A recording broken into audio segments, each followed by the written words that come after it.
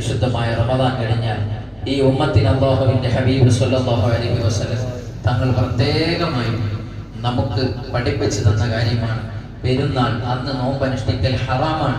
അതുവരെ നമ്മോട് നോമ്പ് നിങ്ങൾ നോക്കണം, നിങ്ങൾ ഭക്ഷണം കഴിക്കരുത് എന്ന് പറഞ്ഞാൽ ഇസ്ലാം പറയാണ് ഇനി നിങ്ങൾ നോമ്പ് വെക്കാൻ പാടില്ല, അന്നത്തെ ദിവസം തീർച്ചയായും നിങ്ങൾ ഭക്ഷണം കഴിച്ചോളണം എന്ന് പറയുമ്പോൾ അത് ആഘോഷത്തിന്റെ ദിവസമാണ്, സന്തോഷത്തിന്റെ ദിവസമാണ്.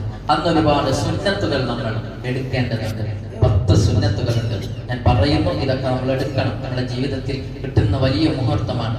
ഒന്ന്, പെരുന്നാൾ ദിവസം എന്നത് ദുആക്ക് ഇജാബത്ത് കിട്ടുന്ന വലിയ ദിവസമാണ്.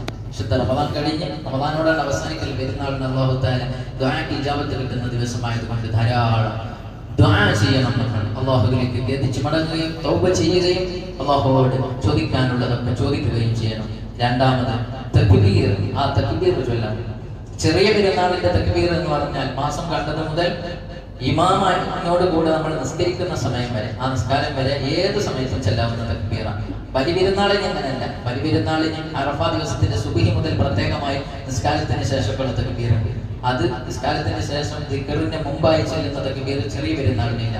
ചെറിയ പെരുന്നാളിന് ഈ സമയത്ത്, ഞാൻ ഈ പറഞ്ഞ സമയത്ത് ചന്ദ്രകല ഉദിച്ചത് മുതൽ നമ്മൾ തക്ബീർ ചെല്ലുന്നത് വരെ, അഥവാ ഇമാമിനോട് കൂടെ തക്ബീറത്തുൽ ഇഹ്റാം പെരുന്നാൾ നിസ്കാരം തക്ബീർ ചെല്ലുന്നത് വരെയുള്ള ആ സമയത്ത് ഏത് സമയത്ത് നമുക്ക് ചെല്ലാം. ധാരാളം തക്ബീറുകൾ നമ്മൾ ചൊല്ലി തീർക്കണം. അതുപോലെ അന്ന് സുന്നത്തായ ഒരു കുളി സുന്നത്ത്, ഒരു കുളിക്കുക എന്ന സുന്നത്ത്. നമ്മളൊക്കെ കുളിക്കാറുണ്ട്, കുളിച്ചേനെ ഉസ്താദെ വരാറുള്ളത്. ഓക്കെ, പക്ഷെ ചിലർക്കൊന്നും സുന്നത്ത് കിട്ടിയിട്ടുണ്ടാവില്ല, നെയ്യത്ത് വെച്ചിട്ടുണ്ടാവില്ല. നെയ്യത്ത് വരണം.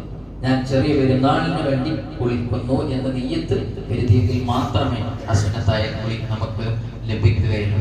അതുപോലെ തന്നെ നല്ല അത്തറക്കം പൂശണം. സുഗന്ധം പൂശുക എന്നത് അത് പ്രത്യേക സുന്നത്താണ്.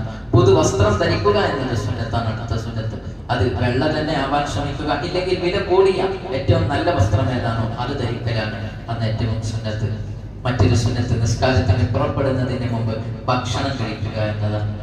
ബലിപെരുന്നാളിന് നേരെ ഓപ്പോസിറ്റാണ്. ബലിപെരുന്നാളിന്റെ ജുമുഅ കഴിഞ്ഞതിന് ശേഷം, അല്ലെങ്കിൽ പെരുന്നാൾ നിസ്കാരം കഴിഞ്ഞതിന് ശേഷമാണ് ഭക്ഷണം കഴിക്കാൻ സുന്നത്ത്.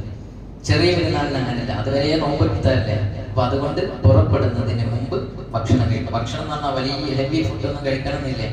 ഈത്തപ്പഴം കഴിക്കലാണ് അഫ്ളൽ എന്ന് പല കിതാബുകളിൽ നമുക്ക് കാണാൻ കഴിയും. അപ്പൊ ഈത്തപ്പഴം വെള്ളമൊക്കെ കഴിച്ചിട്ട് എന്തെങ്കിലും കഴിച്ചിട്ട് വരാം, അതൊരു സുന്നത്താണ്. അതുപോലെ നടന്നു പോകുക, ഉളു എടുത്തിട്ട് വീട്ടിൽ നിന്ന് ഉളു ചെയ്ത് നടന്ന് ഇങ്ങനെ വരിക. ഓരോ സ്റ്റെപ്പും മഗ്ഫിറത്ത് കിട്ടും. വരുന്ന വഴി ദീർഘിക്കുകയും തിരിച്ചു പോകുന്ന വഴി ഏറ്റവും സിമ്പിളായ റൂട്ടിലൂടെ പോവുകയും ചെയ്യുക.